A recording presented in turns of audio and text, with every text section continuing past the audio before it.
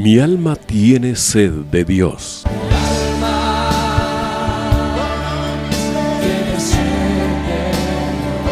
Un espacio que reconforta, alienta y motiva a la luz de la palabra de Dios. Un espacio de clamor e intercesión por todos aquellos que hoy necesitan una palabra de aliento de parte del Dios Todopoderoso.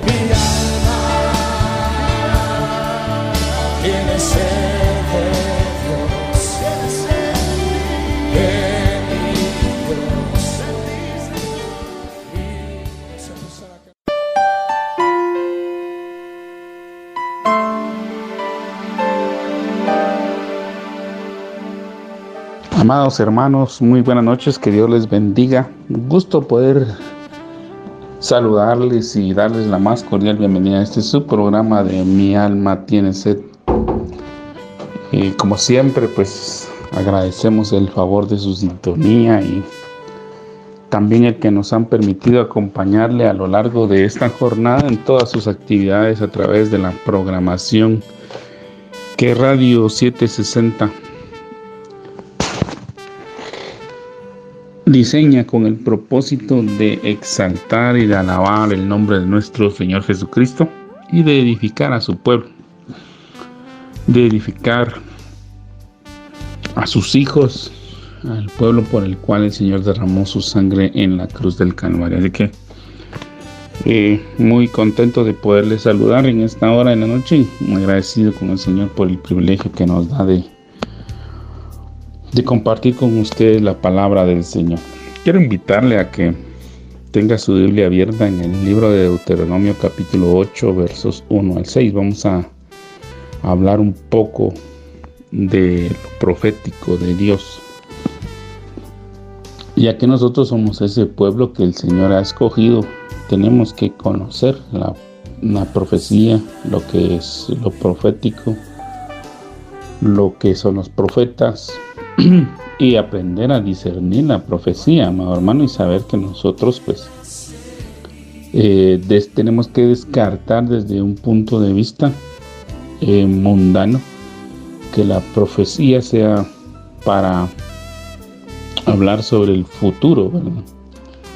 En el sentido pues de que nosotros en algún momento lleguemos a pensar que la profecía es como el horóscopo. Disculpe usted, pero no. Eso no es así, ¿verdad? De una vez descartamos esa idea. Lo profético habla de lineamientos, ¿verdad? Habla de directrices, habla de dirección para que nosotros como pueblo de Dios caminemos en ese campo, en ese camino, en esa carretera, ¿verdad? O sea, lo profético es algo que nos va a encaminar y que nos va a guiar siempre a Dios, no es algo que nos va a extraviar. Entonces, debemos de entender que alguien cuando funciona en lo profético, en la profecía, lo que está recibiendo es una dirección, una palabra de Dios cuyos surcos ya fueron establecidos antes en la palabra escrita.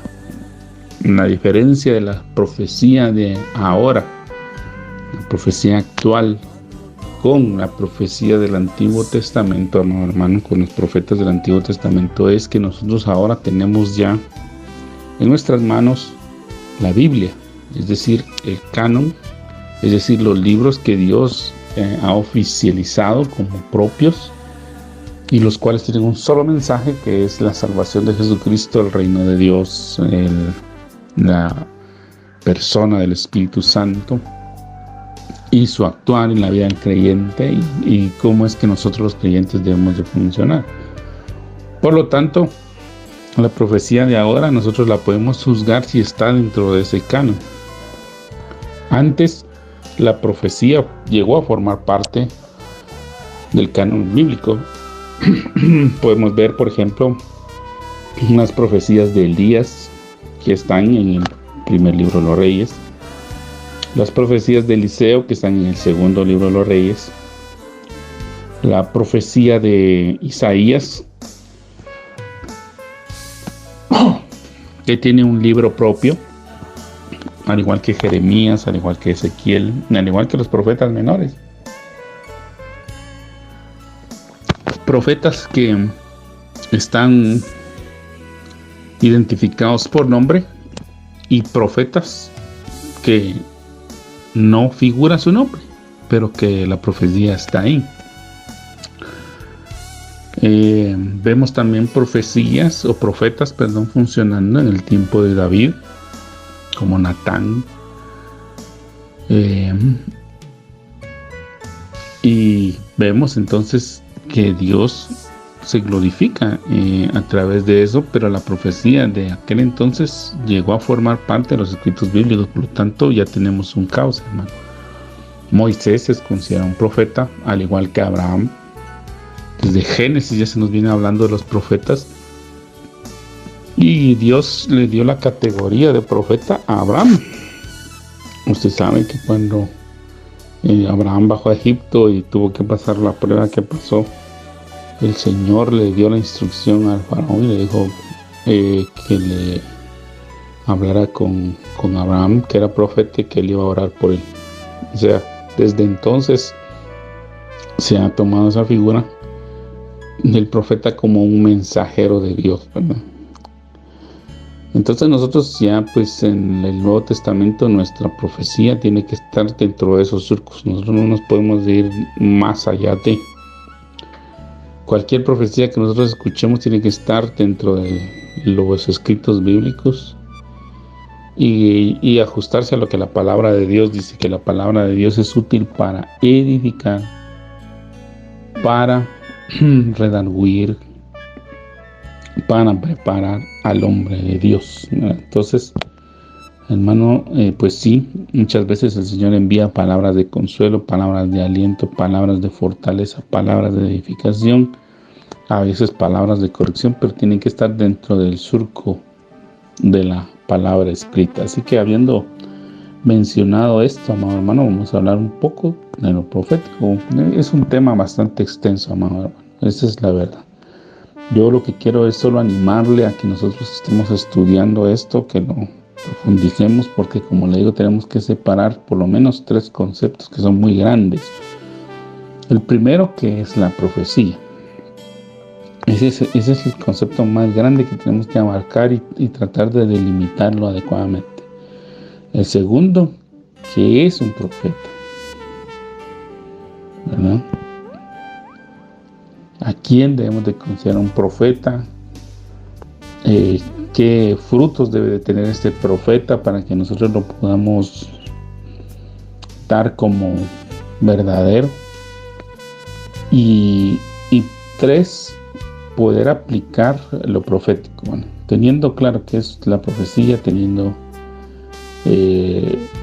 también claro que es un don de profecía, porque son en alguna manera diferentes, porque el profeta pues ya es profeta de por sí, pero hay personas que pueden ejercer un don de profecía no siendo profetas. Entonces también está esa situación.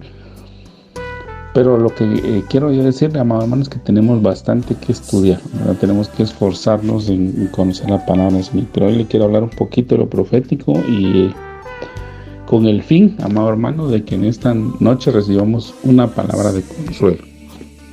Una palabra de consuelo que nos aliente, que nos exhorte, que nos ayude a afirmar más nuestra fe, que es el propósito de este programa. Entonces, en Deuteronomio capítulo 8, versos 1 al 6, leemos lo siguiente: Cuidaréis de poner por obra todo mandamiento que yo os ordeno hoy, para que viváis y seáis multiplicados y entréis y poseáis la tierra que Jehová prometió con juramento a vuestros padres.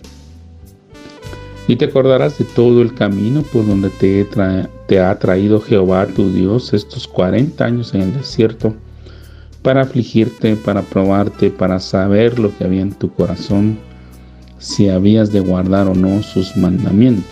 Y te afligió, y te hizo tener hambre, y te sustentó con maná, comida que no conocías tú, ni tus padres la habían conocido, para hacerte saber que no solo de pan vivirá el hombre, mas de todo lo que sale de la boca de Jehová vivirá el hombre. Tu vestido nunca se envejeció sobre ti, ni el pie se te ha hinchado en estos 40 años.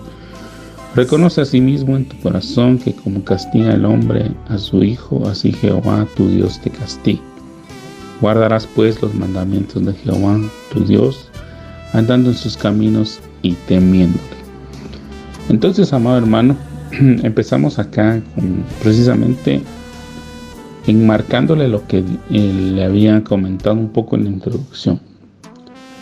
Que el Señor lo que demanda es que nosotros pongamos por obra todos los mandamientos que Él nos ha dado, con un propósito específico, que es que vivamos y seamos multiplicados y que poseamos la tierra que Jehová nos prometió con juramento.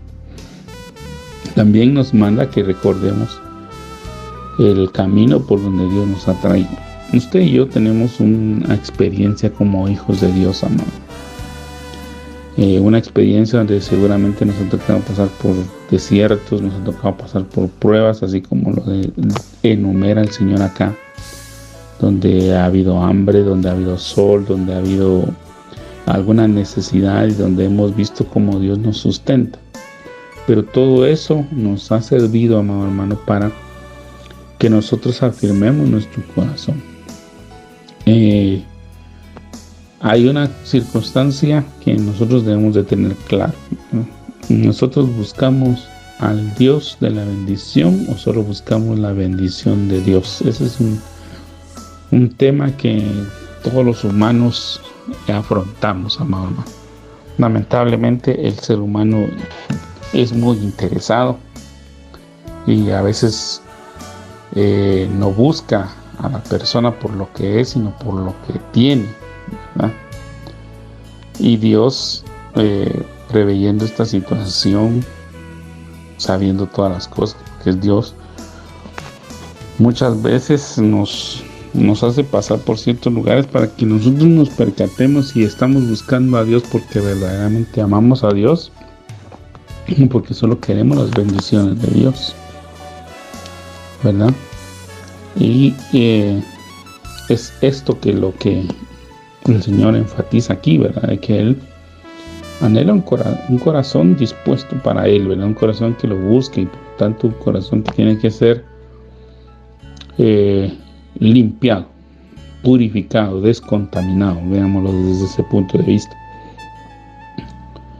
Y muchas veces en las pruebas, en las luchas, en las dificultades es donde nosotros, pues, nuestro corazón es limpiado, es sometido a un proceso de limpieza para que verdaderamente entonces tengamos un corazón dispuesto para Dios y que entendamos esto, ¿verdad? Este principio que no solo de pan vive el hombre, sino de todo lo que sale de la boca de Jehová.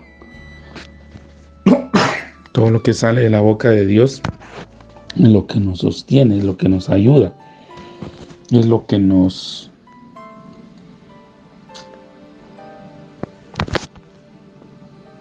guía y nos dirige al final, ¿verdad? Y por eso es que nosotros debemos de reconocer también que Dios nos ha tratado como sus hijos. En el verso 5 dice: reconoce a sí mismo en tu corazón que como castiga al hombre a su hijo, así Jehová tu Dios te castiga.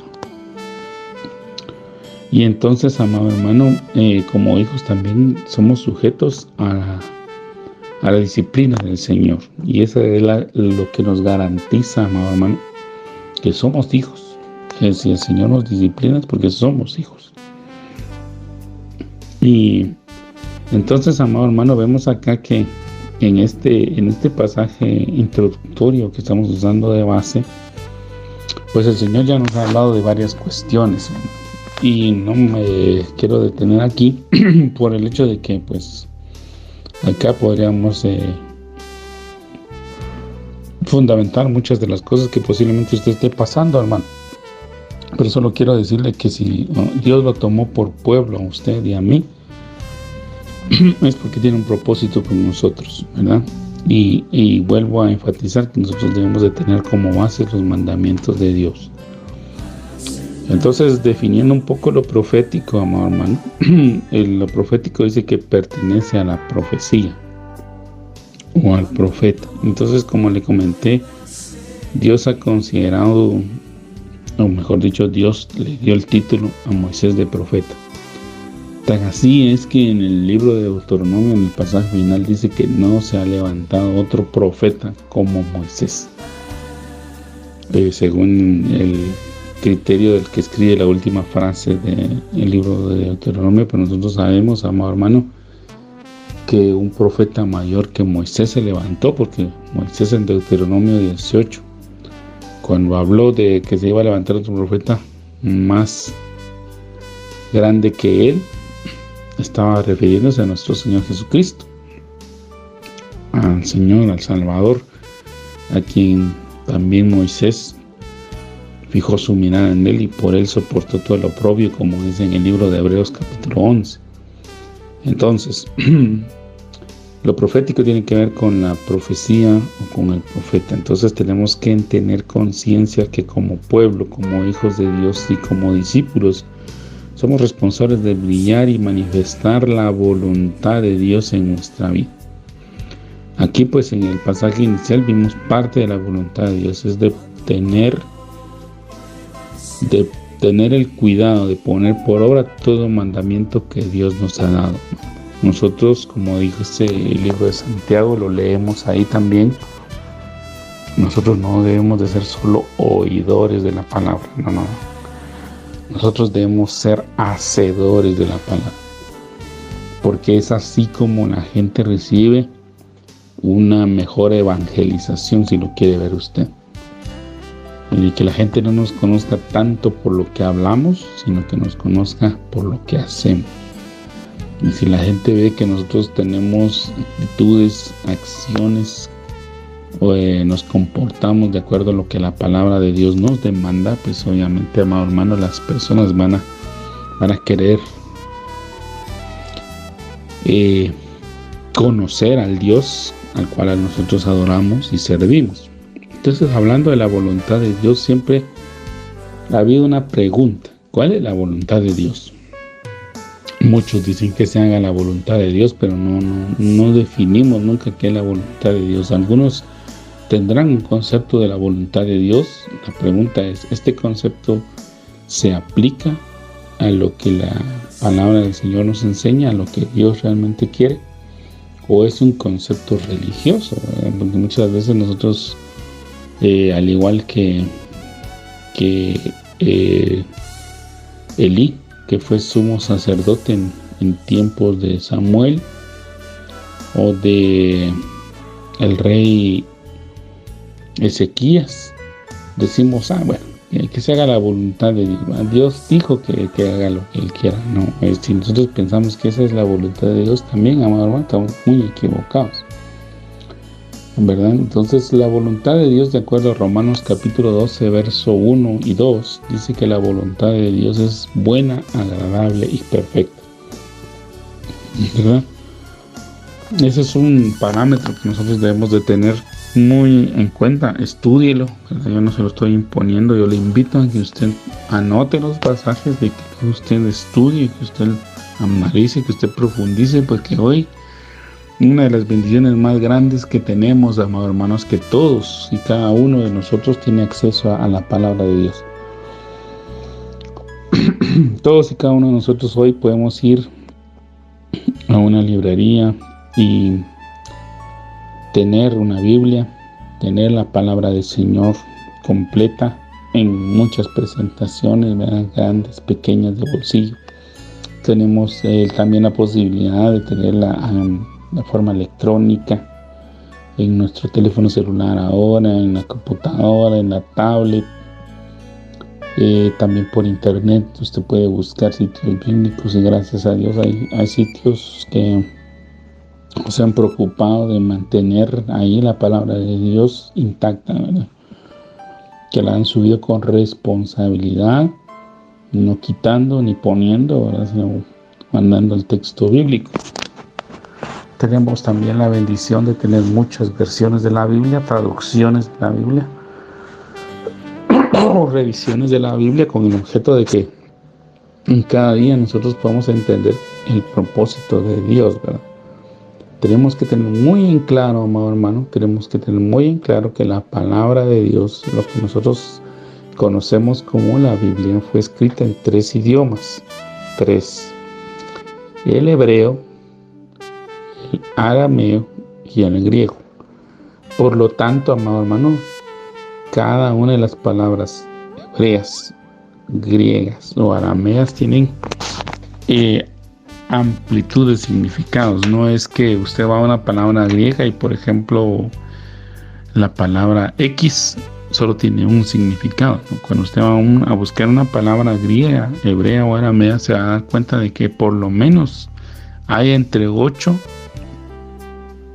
10, 12 o 20 acepciones a veces en las que se puede traducir o se puede aplicar traducción o significado a esa palabra. Entonces lo que los traductores han hecho es que ellos, cuando empiezan a realizar la traducción y la efectúan, ligan el contexto y empiezan a ver, bueno, no, esta palabra, la traducción no es adecuada para este contexto, y le ponen la siguiente, o van probando hasta que queda una frase de lectura fácil de leer y de comprender para el lector.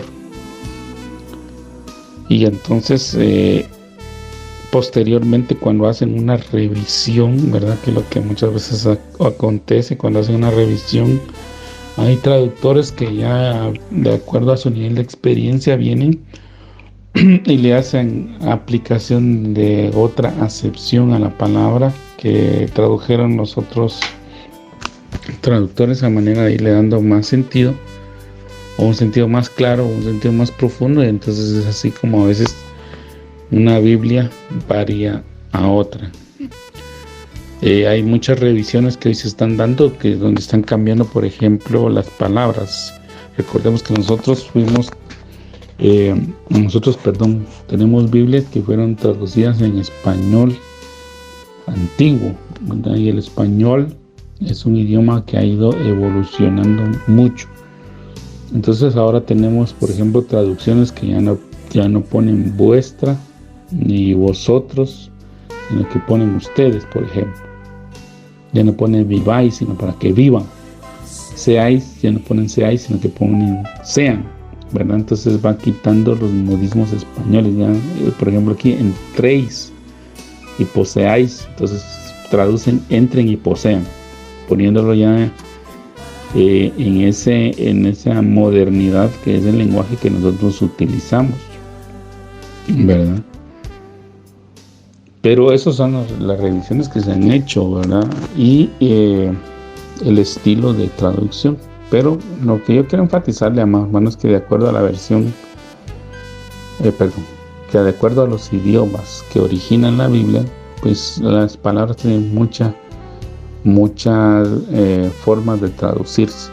Por ello es que tenemos la bendición de contar con varias versiones de la Biblia, y seguramente con el tiempo van a salir más por ese mismo deseo o ímpetu que muchos hermanos que están conociendo al Señor y que tienen esa bendición de conocer idiomas, están poniendo en el deseo de ir y buscar en los originales y transmitir el mensaje cercano a Dios, ¿verdad? Entonces, lo que yo quiero también decirle, amados hermanos, es que tampoco nos podemos aferrar a una traducción, porque pues ya se los he explicado brevemente, y pues obviamente tendría que entrar a un debate, no un debate, sino una explicación más extensa de por qué las traducciones de la Biblia varían. Pero yo sí quiero darle un consejo que a mí me ha servido mucho para no entrar en contienda ni para dejarme llevar por los vientos de doctrina, como dice la Escritura. Cada vez que usted compre una Biblia, antes que cualquier cosa, antes de ponerse a leer Génesis, Éxodo, Levítico, Deuteronomio, los Evangelios, antes de cualquier cosa, lea el prólogo. Toda Biblia trae un prólogo, trae una introducción. Y en ese prólogo, en esa introducción, los editores de la Biblia que usted haya comprado, sea la Nueva Versión Internacional, sea la Biblia de las Américas, sea la Biblia Reina Valera 1909, la 1960, la 1995, la Reina Valera Contemporánea, sea cual sea de esas Biblias que usted haya decidido adquirir, lea el prólogo. Y en el prólogo ellos le van a hacer ver qué texto de los muchos papiros que se tienen disponibles para hacer la traducción de la Biblia, ellos están utilizando para hacer la traducción de la Biblia que usted va a utilizar. Algunos van a usar el Textus Receptus, otros van a indicar que no utilizaron el Textus Receptus, sino que utilizaron otro manuscrito y que en base a ese es que están haciendo la traducción. Y en ningún momento, amado hermano, están adulterando ni están profanando la palabra de Dios, sino lo que están haciendo es apegarla lo más posible a lo que en el momento de la venida del Señor Jesucristo, pues, por ejemplo, le estoy diciendo el Nuevo Testamento, habló y dijo, al igual que los apóstoles escribieron y dijeron, ¿verdad? Y ellos se lo exponen ahí con claridad. Entonces, si usted tiene claro eso, hermano, a usted no lo van a engañar ni lo van a intimidar. Es muy importante que lo sepamos, porque hay muchos hermanos que, pues yo con mucho cariño se los digo, no estoy regañando a nadie, hermano, líbreme el Señor de semejante cosa, sino a exhortarlos, ¿verdad? Hay muchos hermanos que se han encariñado con la Reina Valera 60 y pues es una Biblia de mucha tradición, ¿verdad? En la cristiandad es una Biblia que se ha utilizado, yo la uso, yo no le voy a decir que no, yo la uso. Es una Biblia muy hermosa, ¿verdad? Y sobre todo con las muchas versiones, no versiones, sino que con las muchas los muchos usos que le han dado. Esa es la palabra correcta, porque la usan, por ejemplo, para Biblias de estudio, Biblias devocionales, Biblias de estudio teológico, por ejemplo. Han sacado versiones muy hermosas con anotaciones, con mapas y con un montón de cuestiones, y utilizan como base la Reina Valera 60. Pero también tenemos que tener claro que no solo la Reina Valera 60 existe, pues. La Reina Valera 60 es una de las muchas que usted puede accesar y puede utilizar para el estudio de la palabra.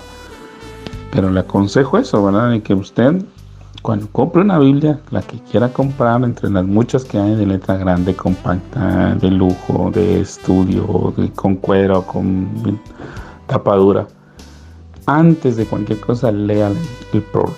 Y ahí usted va a saber qué manuscritos utilizaron para la traducción y qué otros manuscritos existen, porque también nos dejan ver que también usted podría en determinado momento, hermano, el Señor despertarle el deseo que los busque, los estudie y los profundice en otra traducción de la Biblia. Entonces, la Biblia nos habla que es la voluntad de Dios. Yo les decía Romanos 12, 1 y 2, donde se dice que la voluntad de Dios es buena, agradable y perfecta. Bueno, yo tengo acá algunos versos que nos hablan de la voluntad de Dios. La primera carta del apóstol Pedro, en capítulo 2, verso 15 y 16, dice: porque esta es la voluntad de Dios, que haciendo el bien hagáis callar la ignorancia de los hombres insensatos, como libres, pero no como los que tienen la libertad como pretexto para hacer lo malo, sino como siervos de Dios. Entonces, amado hermano, en este primer pasaje que yo escogí para verlo de la voluntad de Dios, vemos que la voluntad de Dios es que nosotros hagamos el bien. Hermanos, ¿dónde encontramos el bien? En la palabra de Dios otra vez. Todo el bien que Dios quiere que hagamos está en la palabra de Dios. Incluso la regla de oro que todos en algún momento citamos, ¿verdad? Que son palabras de nuestro Señor Jesucristo, que dijo: de cualquier, así como quieren ustedes que hagan los hombres con ustedes, hagan ustedes primero, ¿verdad? Entonces, si ustedes quieren que los hombres los traten con respeto, entonces el primero que debe respetar soy yo, y mostrar el respeto, ¿no? Ser educado, buenos días, buenas tardes, buenas noches, saludar, preguntar, ¿verdad? Para que así los hombres también hagan común. Si usted quiere que las personas lo ayuden, ayude usted. Muestre la bondad de Dios. Y todo eso está en la palabra de Dios, pues, ¿verdad? Entonces aprender el bien está en la palabra de Dios.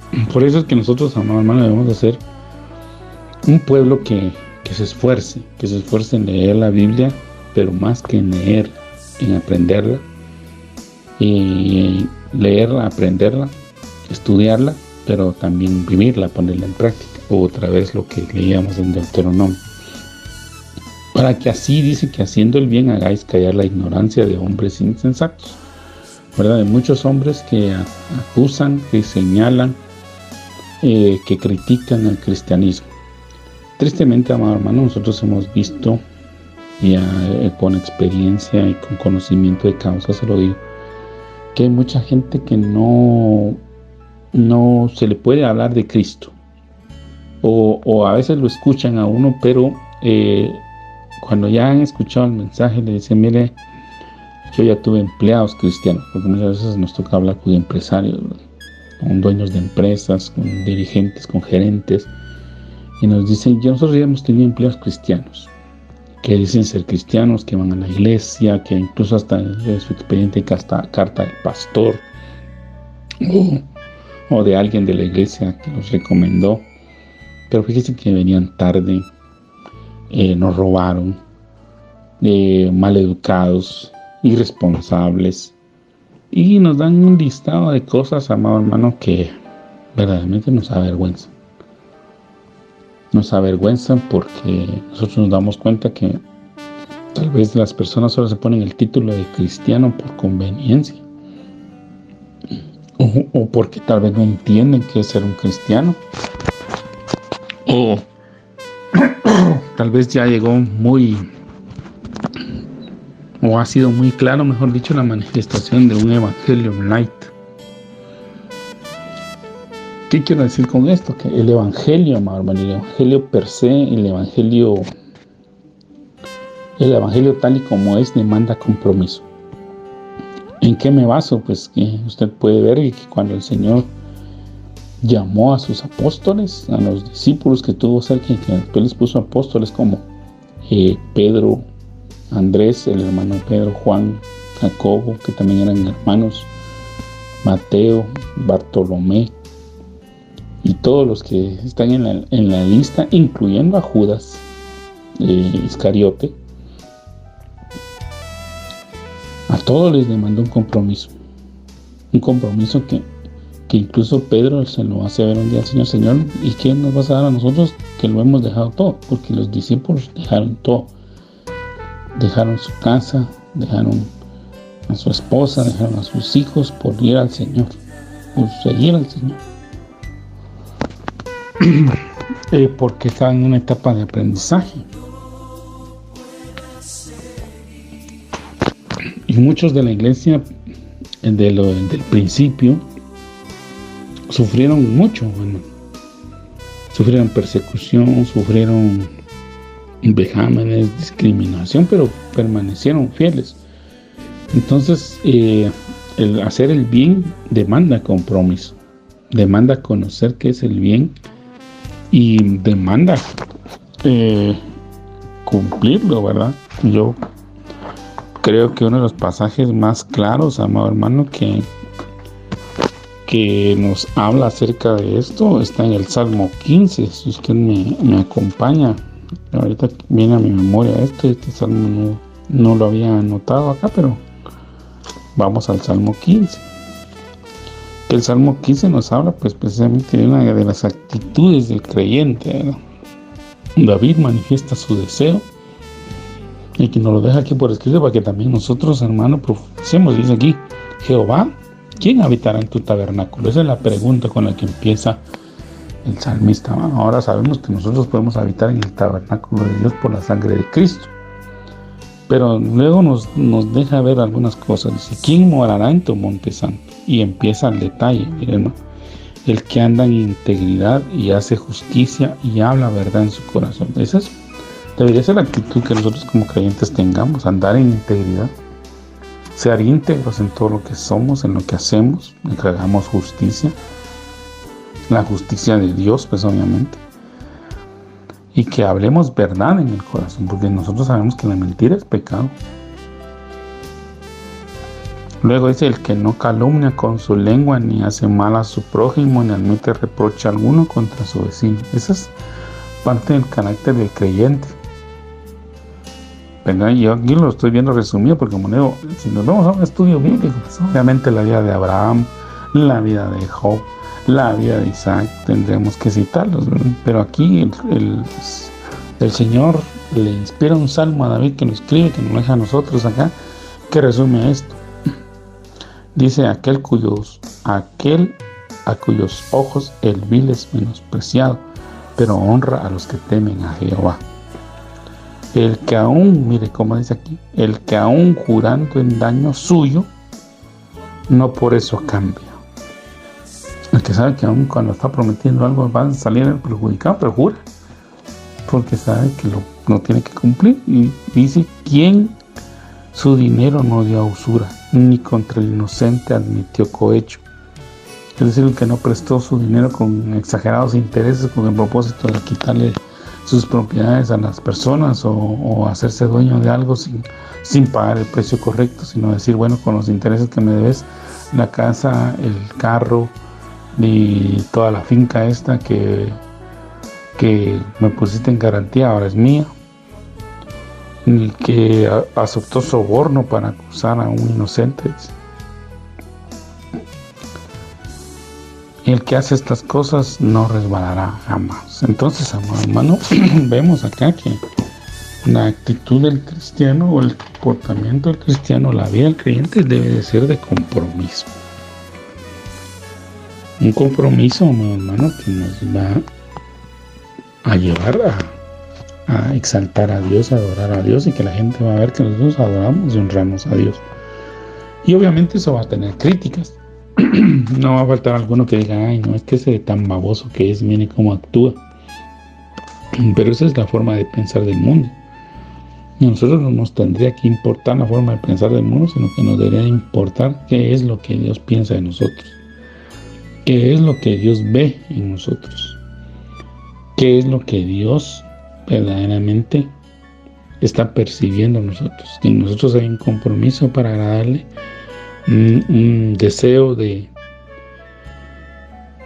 serle fiel, de serle una ofrenda de olor grato a Él en todo tiempo, ¿verdad? Y entonces también nos pone el surco, como le digo, la palabra es profética y nos habla de los surcos, nos habla de los límites, nos habla de las cosas en las cuales nosotros no podemos irnos más allá.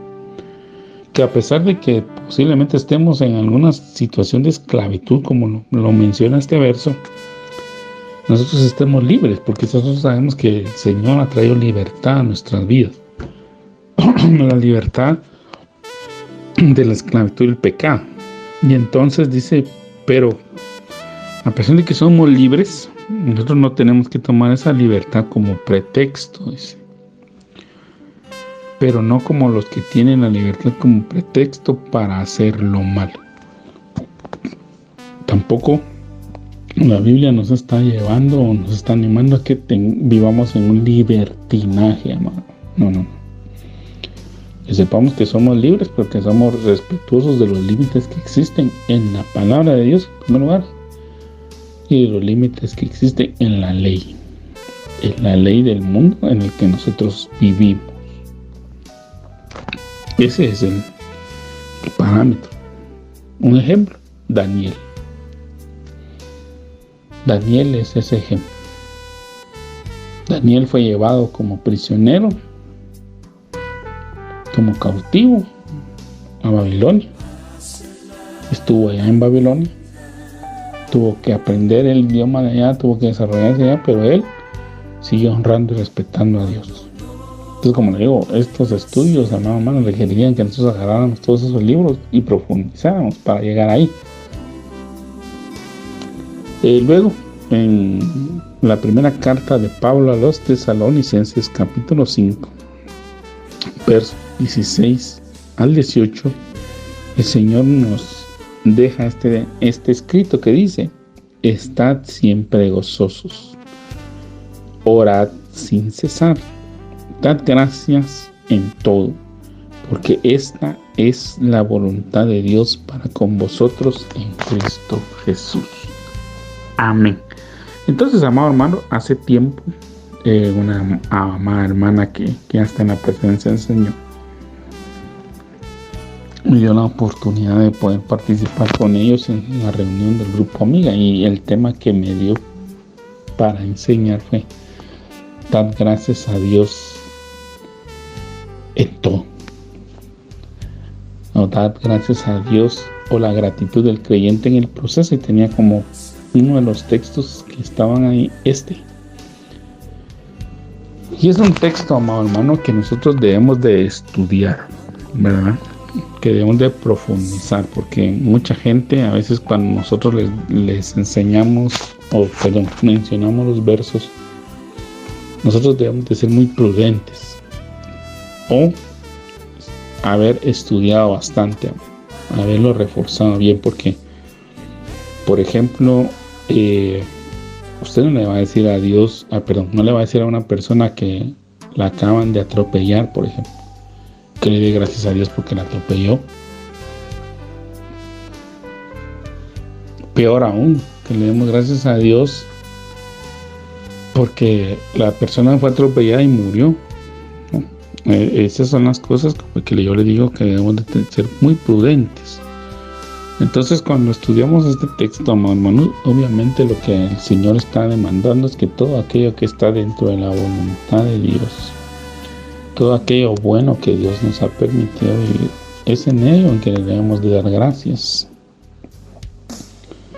sabiendo que nosotros debemos de tener gozo, por ejemplo, de que el Señor nos ha guardado y nos ha protegido. Entonces el surco que nos marca la palabra del estudio, lo que viene dando Pablo, es de que nosotros debemos estar gozosos porque el Señor nos ha escogido como un pueblo que va a tener la bendición de ser tomado por el Señor para estar con Él por la eternidad. De ese contexto viene hablando, y por lo tanto nos habla de que estemos gozosos en esa promesa que el Señor nos ha dado, esa promesa que nosotros debemos recordar todos los días, cada momento, donde estemos, en nuestro trabajo, en nuestra casa, en la actividad que estemos realizando, recordar que el Señor viene por su pueblo, que el Señor viene por sus hijos, que debemos de orar porque, amado hermano, los tiempos cada vez se ponen más complicados y nosotros debemos de estar preparados. Número uno, que nuestra oración debe ser que estemos preparados, que estemos alerta, que estemos discerniendo adecuadamente,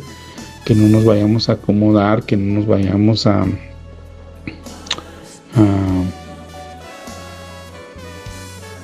descuidar, sería la otra palabra, a tal manera, amado hermano, que pensemos o nos llegue a pasar que cuando venga el Señor, en lugar de hallarnos velando, estar atentos, estar preparados, entonces estemos durmiendo en todo aquello que el mundo lanza ahora, ¿verdad? Durmiendo en los entretenimientos, en los vicios, en los pecados, en las maldades, y que pues obviamente nos quedemos, amado hermano. Nos quedemos, y entonces tengamos que ir a lavar nuestra vestidura y que tengamos que ir a prepararnos en la retrasada que se llama la tribulación y la gran tribulación, que es un tiempo complicado, y por lo tanto debemos de agradecerle al Señor que Él nos ha llamado para eso. Debemos darle gracias a Dios también, amado hermano, en todo momento, que por ejemplo tenemos techo, que tenemos alimento, que tenemos vestido, que tenemos calzado, hermano, que tenemos trabajo, que tenemos ingresos, que el Señor nos cuida, y aun cuando estemos en un proceso difícil, amado hermano, de enfermedad, por ejemplo, debemos de saber que el Señor nos va a guardar y nos va a proteger. Debemos darle gracias porque Él nos va a cuidar. Hermano, pero es que es un proceso de cáncer, sí, pero Dios es el dador de vida. Y Él nos puede sanar, tiene el poder para sanar. Entonces, ¿qué debemos de hacer nosotros? doblegarnos y someternos a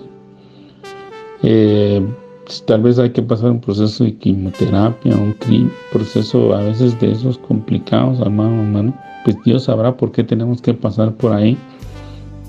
Y seguramente Él nos va a mostrar que lo que se necesite para esos procesos, hermano, para la medicina, para los viajes, para los pagos que hay que hacer, el Señor nos va a proveer.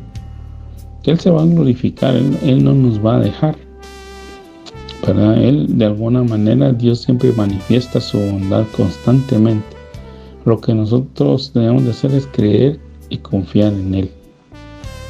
Y a veces eso nos cuesta.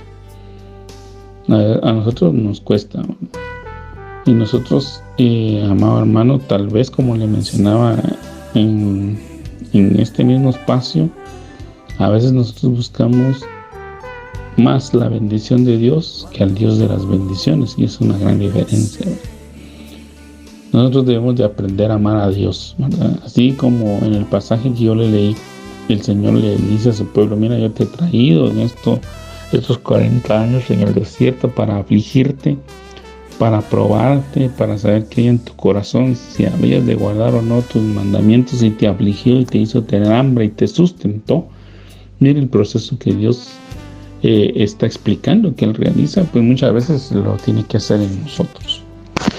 A veces nos ponemos menos orgullosos, nos ponemos altivos, nos ponemos soberbios, pensamos que ya somos que somos muy preparados y letrados en el Evangelio. Entonces el Señor nos tiene que meter en este proceso de Deuteronomio 2 y 3, Deuteronomio capítulo 8, versos 2 y 3, para que verdaderamente nos demos cuenta de lo que hay en nuestro corazón, que no confiamos en nosotros mismos.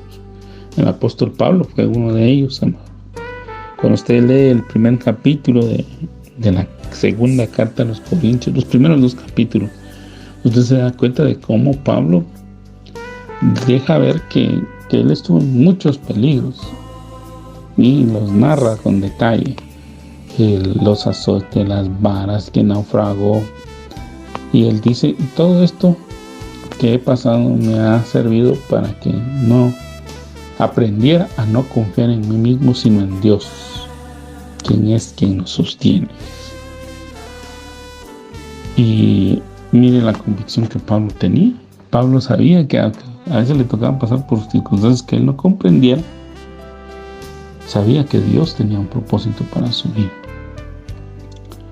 Por ejemplo, vemos que Dios había visto seguramente a un hombre que trabajaba en una cárcel, que necesitaba ser salvo. Entonces, obviamente, por su trabajo de carcelero no podía salir, era menospreciado, casi que a nadie le quería llevar el evangelio, seguramente, amado hermano. Porque este hombre tal vez vivía amargado por estar atendiendo a tanto preso, ¿no? Y tener que vivir con ellos y tener que estar llevando el alimento, y etcétera, etcétera. ¿Y qué hace Dios? Vamos a mandar a mi siervo, a ver, ¿dónde está mi apóstol? Aquí está, tú y tu compañero van a la cárcel, injustamente, pero van a ir a la cárcel. Y entonces Pablo y Silas dicen que se ponen a cantar a medianoche, a alabar a Dios. Los presos los oían, el Señor se glorifica, nos desata, los libera, manda un gran terremoto ahí. Y entonces ese carcelero que necesitaba escuchar el mensaje de Dios iba a matarse, porque cuando él vio que se había caído, se había derrumbado la cárcel, que fue un terremoto dirigido, teledirigido, porque fue específico, solo fue a las cárceles, a las prisiones, no fue a la casa de él, ¿verdad? Porque si no, él hubiera muerto. Y fue un terremoto que solo botó los lugares donde estaban los cepos y todo, porque los prisioneros no perecieron ahí, no fueron aplastados tampoco. Fue un terremoto teledirigido, un terremoto que Dios guió a los ángeles y les dio instrucciones precisas que lo que tenían que hacer. Entonces, cuando el carcelero revisó y se dio cuenta que en algunas prisiones no estaban los presos. Dijo, me tengo que matar porque de todos modos soy condenado a muerte. Si los supervisores vienen y se dan cuenta que falta un prisionero, la vida de él me la van a cobrar a mí, matándome a mí. Y tampoco se había puesto a pensar en su esposa, en sus hijos, porque dice la escritura que la familia de él vivía con él. ¿Y a qué le llevo yo esto, mamá? Que entonces Pablo estaba allá en el fondo, en la oscuridad, y dijo, no te mates, no te hagas daño, porque todos estamos aquí. Y entonces cuando el carcelero entra a ver con una antorcha, la alumbra y se da cuenta que están todos los presos, incluyendo Pablo y Silas, él recibe el evangelio. Y dice que creyó él y toda su casa fue salva. Y entonces la familia viene y cura a Pablo y a Silas. Entonces empieza a manifestar el evangelio y fueron salvos. Y aquellos presos seguramente también reconocieron a Jesús como Salvador. Y entonces cualquiera me dirá, hermano, pero entonces, ¿cómo podemos entender el actuar de Dios? Pues no lo vamos a entender, amado hermano, porque Dios actúa de formas que nosotros no comprendemos. Porque si nosotros lo comprendiéramos, entonces Él no sería Dios. Dios es Dios. Y nosotros le debemos de honrar y le debemos de servir. Y eso es lo que muchas veces pasa. Por eso una corriente del evangelio o una práctica que se levanta en el evangelio hace mucho tiempo y que muchos nos dejamos llevar, hermano. Cuando la analizamos y ya la pusimos a la vez de la palabra, tuvimos que renunciar a la misma. Porque nosotros no le podemos demandar a Dios. Nosotros no le podemos exigir a Dios. Nosotros no le podemos reclamar a Dios. Líbrenos el Señor de semejante barbaridad. Nosotros somos los siervos. Nosotros somos los que estamos sometidos al señorío de Dios. No, el Dios está sometido al señorío nuestro. Nosotros no le podemos mandar a Dios. No, bajo ningún punto de vista. Si Él es Dios, nosotros somos los que le debemos de obedecer. Si Él es el Señor, nosotros debemos de someternos a su señorío. Si Él es nuestro Padre, nosotros estamos sometidos a su señorío, no Él al nuestro. Él no está para complacernos a nosotros. Nosotros estamos para complacernos a Él. Él fue el que nos creó a nosotros, no nosotros lo creamos a Él. Y entonces es cuando perdemos esa perspectiva, hermano, estamos en peligro. Luego en Efesios capítulo 6, versículos 5 al 8 dice: siervos, obedeced a vuestros amos terrenales con temor y temblor, con sencillez de vuestro corazón como a Cristo, no sirviendo al ojo como los que quieren agradar a los hombres, sino como siervos de Cristo de corazón, haciendo la voluntad de Dios, sirviendo de buena voluntad como al Señor y no a los hombres, y sabiendo que el bien que cada uno hiciere, ese recibirá del Señor, sea siervo o sea libre. Mi amado hermano, creo que el tiempo se me fue, pero quiero dejarle dos cosas en su corazón aquí y no he avanzado. El tema me queda en la introducción, pero gloria a Dios. El primero, hermano, ¿por qué le voy a hablar de lo profético? Porque lo profético tiene que sustentar nuestro camino, sabiendo que el Señor prometió, nuestro Señor Jesús, nuestro Dios, nuestro Padre, por medio de su Espíritu, dejó bien claro que Él iba a venir, y vino la primera vez. Vino como un siervo sufriente, que murió por usted y por mí para darnos salvación y vida eterna. Luego Él tuvo que regresar a los cielos y dejó al Espíritu Santo, pero no se fue sin antes prometer que iba a volver. Él prometió que iba a volver, y sabemos que ahora vienen 2 días que nosotros sabemos que vienen, y de los 2 nosotros anhelamos uno: el día de Cristo. El día de Cristo. El día de Cristo es cuando Él venga y tome a su iglesia y se la lleve con Él. Y el otro día que viene es el día del Señor. Ese yo no lo espero, porque el día del Señor es el día del juicio, es el día de castigo. Es el día de la manifestación de la ira de Dios en aquellos que no reconocieron al Señor Jesús como Salvador, que no han entregado su vida a Él como el Redentor, como el Salvador, como el que los redime de pecado. Y por eso es importante que hablemos de lo profético. Y pues obviamente yo me voy a enfocar más en el día de Cristo, porque es el día que nosotros anhelamos y esperamos, y es el día por el cual nosotros nos debemos de estar preparando. Es el énfasis que si la palabra tuvo cumplimiento en la primera venida del Señor, cuanto más no va a tener cumplimiento en su segunda venida. Y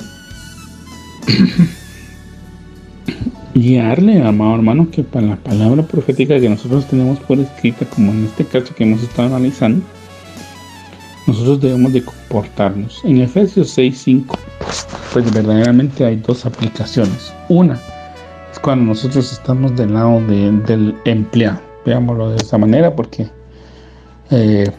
pues obviamente aquí está en un idioma donde había esclavitud, y la esclavitud, amado hermano, pues oficialmente ya no tiene vigencia. Extraoficialmente sí existe, porque hay lugares donde la esclavitud aún se mantiene. Y nosotros somos ahora esclavos de Cristo. Como le digo, somos libres en el corazón porque nos libertó del pecado, de la maldad, etc. Pero nosotros somos esclavos de Cristo. Independientemente de la época en que vivamos y que los derechos humanos y por aquí y por allá, nosotros somos esclavos de Cristo. Pero en el contexto que quiero abordar este último verso antes de desearle que pase la mejor de las noches, es que existe el que trabaja como empleado y el que es jefe, y para los dos hay instrucciones. El que es empleado debe trabajar con esfuerzo, con dedicación, sabiendo que lo que hace lo hace para el Señor, porque esta es la voluntad del Señor, y que el bien que él haga como trabajador va a recibir una recompensa. O sea, el trabajador tiene que tener claro, el trabajador creyente, hablemos específicamente, el trabajador que es cristiano, que está comprometido con Dios, debe de saber que él va a recibir recompensa de parte del Señor del trabajo que está haciendo, porque los ojos del Señor están sobre él. Pero también, amado hermano, está la exigencia sobre el que es creyente y que ocupa un puesto superior como gerente, como supervisor, como jefe, como dueño, como empleador. Él tiene la demanda de que no debe de aprovecharse de sus trabajadores, que les debe de pagar el jornal correcto, que debe de aplicar la justicia, que no debe ser frío, que no debe ser indolente, porque también el amo creyente, el que está en una plaza de autoridad, debe saber que también tiene un amo sobre él en los cielos, que es Dios, y que también él lo va a juzgar y le va a demandar todo aquello que está haciendo y que está dañando, amado hermano, a los que trabajan con él. Entonces la demanda es fuerte, ¿no?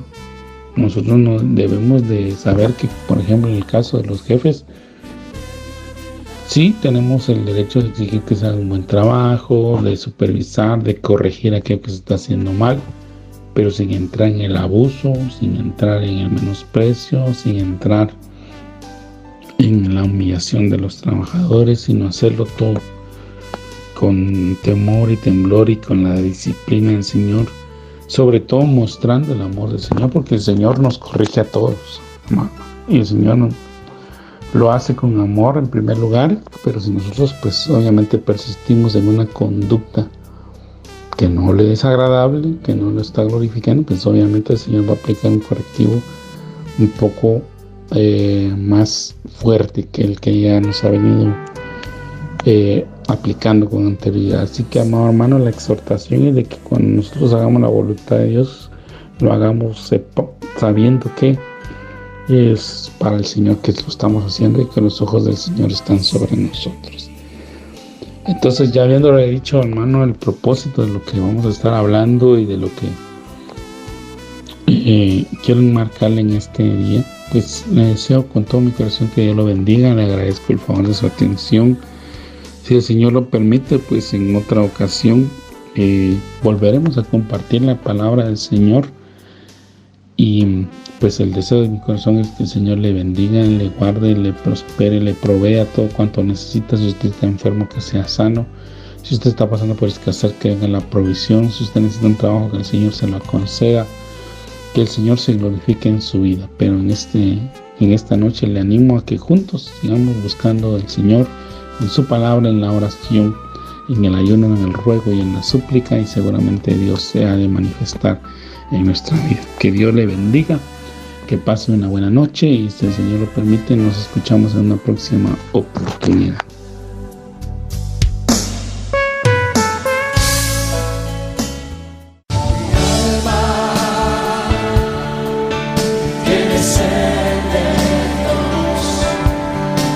Hemos presentado Mi alma tiene sed de Dios.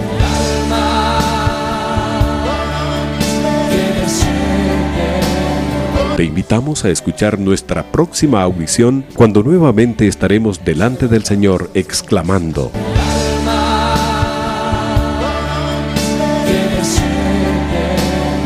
Mi alma tiene sed de Dios. No te lo pierdas.